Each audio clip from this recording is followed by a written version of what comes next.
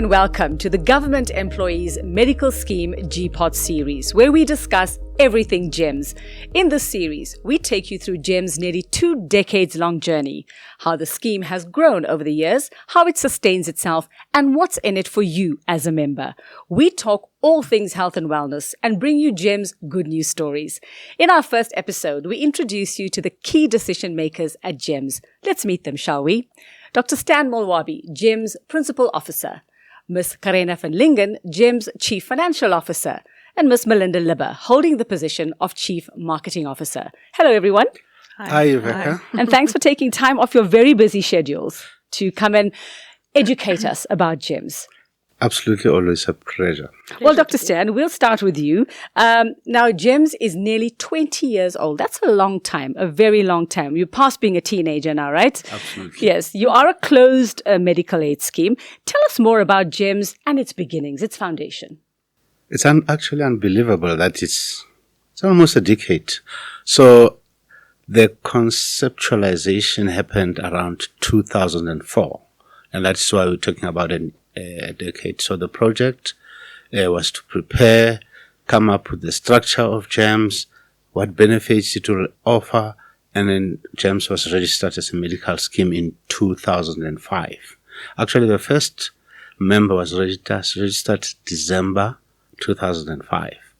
From 2006, then the operations began, and we had a mandate, basically to cover government employees, give them a scheme that is comprehensive in benefits, and make it an affordable one. And that is really what is behind GEMS operations. And it's been quite a journey for you as well. And you've told us a little bit about it, but let's go a little deeper into the actual purpose of GEMS. So I've already mentioned the fact that it had to be an affordable medical scheme. Mm-hmm. And in the vision, we talk about it being an excellent medical scheme. It had to offer comprehensive benefits. Now, while we are talking about comprehensive benefits, there was recognition of the fact that you have to give members a choice, and hence 5 benefit options were registered. At the moment, we want to have an additional option. It is a sub-option, and we call it an efficiency discount option, our emerald value. It is basically an option where you pay less, but you get the same benefits as a person who is on emerald option. And there is a reason for that. It is the way it is managed. It's got some restrictive rules when compared to the emerald value. But those restrictive rules are actually made in such a manner that there are savings without compromising the quality of access that you have to healthcare benefits. Dr. Stan, how does GEMS actually promote access to healthcare? How have you done it in all this time? Well, it's actually based on who is eligible to join GEMS. And we have actually come up with the widest definition of a beneficiary. So at GEMS, interestingly, we often say you can have in one family 6 generations actually belonging to the scheme. So we're talking about the principal member and the spouse, that's one generation. The children, the grandchildren, the grandparents, and people always find this one very interesting, the in-laws. So by virtue of us having this wide eligibility criteria, people are able to join the schemes when they would otherwise not have been able to. And then the other thing is the fact that we have the subsidy.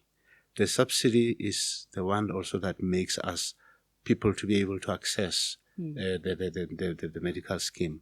And that has proven to be successful over the years in that, as I indicated, that our first member was registered in 2005. We're talking 856,000 plus members as we speak. So the lesson here is, or the advice is, marry somebody who works for government. Absolutely. Dr. Stan, everything is evolving. We're moving with the times in terms of technology. How are you moving with the times? How are you sort of transforming when it comes to digital transformation? Well, Veka, I didn't get this answer from ChatGPT. However, one important thing is that you can't ignore the fact that AI is with us. Absolutely. Yeah. I mean, if we check in the environment that we are in, you'll find that at least 50% of us are wearing wearables, the so-called wearables, which is always checking your heart rate and many other things. You've been sitting too long in the office. Exactly, and all of them. Then they give you a message that it's time to take a walk. So we have to be with digital transformation, which involves the use of AI. And there's quite a few of things that we are already doing. I mean, we've got a predictive modeling where we anticipate the claims in the hospitals, and we check that on a weekly basis. So it's what we call our early warning report. So that is part of using AI to predict and we take business decisions on the basis of that. If you look at when you had to make an inquiry previously, you always had to phone a call center. Now we have a GEMS app. You can just go to your app and check whether you've got benefits or not, that are still remaining in various areas. And that's where we are going. And we still feel we haven't done enough in terms of innovation. And there's a lot of focus that the scheme is putting on innovation. And I think that will define us as we go further for the next 20 years. Please tell me doctors will still be human. Half, they will be half human and half digital. I'm not going to ask which half. We'll leave it at that. And that's amazing that you're evolving in such a way as well after these almost 20 years. And Melinda, what makes GEMS so different from other medical aid schemes? Well, we're a closed medical scheme for one, a restricted medical scheme. That means we catered for a select group of people in the community. And for GEMS, it's government employees. So that puts us a bit at an advantage because we know our members, we know our market, we know what they need. So we can develop and implement plans and options that suits their needs. We have specific entry-level plans that's affordable and that cater specifically to these members' needs. So why should someone actually consider joining a medical aid scheme? Why is it important? And why would you recommend GEMS in particular? Other than the fact that you're passionate about it and you work there. Yeah, so I think everyone should belong to a medical scheme because you have to be insured. Yeah, that's a very broad term. But you have to be insured for that catastrophic event when you need medical attention, when you need, and I'm not talking about a pair of glasses or spectacles or a tooth filling every 2 years or every 6 months. I'm talking for those catastrophic events that you need lots of medical attention, expensive medical treatment that the everyday person on the street may not be able to afford. So, and specifically GEMS, we're very member focused. So everything we do start with the members. We have monthly member surveys. We gauge where our members are in terms of how satisfied they are with our products, with our service, with our benefit options, and we cater it for them. So it's very member-centric. We give members what they want. So that's why everyone should belong to GEMS. If they were all just employed by government. If only.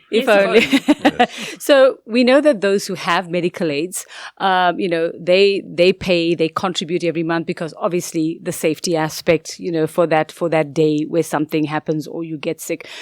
Others are those who don't belong to one probably don't prioritize it, and we're kind of suspicious when we have to part with our money, right? So let's explain how a medical aid scheme actually works. So now that you've told us why we need one, how does it actually work? So it's based on a principle of risk pooling. Okay, so a group of people come together, we combine all their funds, and we cater for the sickest in the group. So not necessarily. Some comments we receive from our members is, I pay 100 Rand contribution per every month, but you don't give me 100 Rand back in benefits. That's not how a medical scheme works. Your 100 Rand for this month, for example, can go to your colleague sitting next to you who has a medical condition this month and needs assistance. You may not need it this month, but next month, that colleague of yours is healthy and doesn't need medical attention anymore. Then that 100 Rand can go towards yours. So it's not about, I pay so much in contributions, I get so much out. It's for those moments when you need it most. Okay. So that, it almost sounds like a stokvel. Yes, it is. Brings to mind that, absolutely. Okay. So put everything in a pot and everybody who, when you need it, the person takes it. I think that's more acceptable to a lot of people as well. They feel a bit safer now. Thank you for that. Now, Karena, I'd like you to add on to what Melinda has just told us about how medical aid schemes work. Why would you say that GEMS is affordable? So affordability is one of the cornerstones of our offerings. We have to ensure that our products are cost effective and affordable for our members so as to not hinder their access to medical care that they require. And I think some of our members actually qualify for 100% subsidy, which means they do not pay anything out of pocket. And those members are a specific level within the government. But what we do every year is we benchmark against the industry to assess how affordable are GEMS products against the industry and the benefits.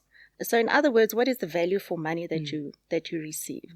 And we can confirm once again, GEMS is 25% more cost effective and affordable than any other product in the market with the same benefits. Goodness, now I have to find a government job. I don't know who'll have me. Anyone listening? I'm available. More good news is that GEMS is launching a very interesting campaign called What a Gem, the Good News Campaign. Tell us about that and, what is the campaign about and why did you feel the need to start a campaign like this? Well, we want to show a bit of GEMS' heart to our members and to our stakeholders and everything. GEMS does so much good in the community and we don't always communicate it. People don't, and our members don't know the good that we do. For example, we donate school shoes. We have a sanitary towel project for girls who miss school every month because they don't have that basic thing at their disposal. We very, very close to my heart, we donated incubators, that's the right word, to a hospital. So we're actually saving lives. So we refurbished a waiting area in another hospital. So though we're not saving lives in that waiting area, but it makes it a bit more comfortable. It's an important part of the whole, I would say, experience, of waiting for somebody when you're anxious, when you're panicked, when you're worried. You've got to have that kind of environment. So that's great to hear. Yes, and we're also looking to get feedback from our members, those good news experiences they have, where GEMS help save a life in medical treatment or whatever, or a prenatal baby that was underweight or something, where the scheme stepped in and did what we're supposed to do and saved a life. Oh, that's amazing. So it definitely shows heart. Absolutely.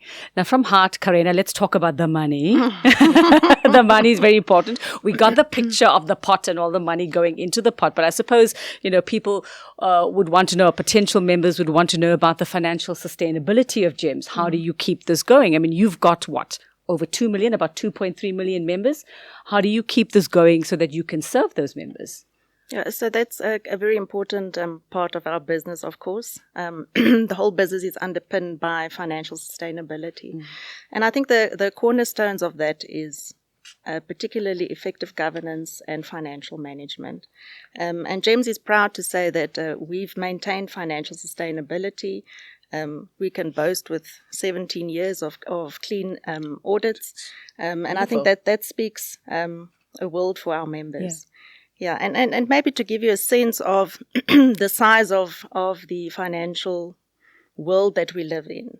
So we pay almost on average about 5 billion Rand in claims every month towards our members' healthcare needs. So it is important to have that governance and financial management in place. Let's talk non-healthcare expenses. Now we're talking Botox, collagen, facelifts. So what are those?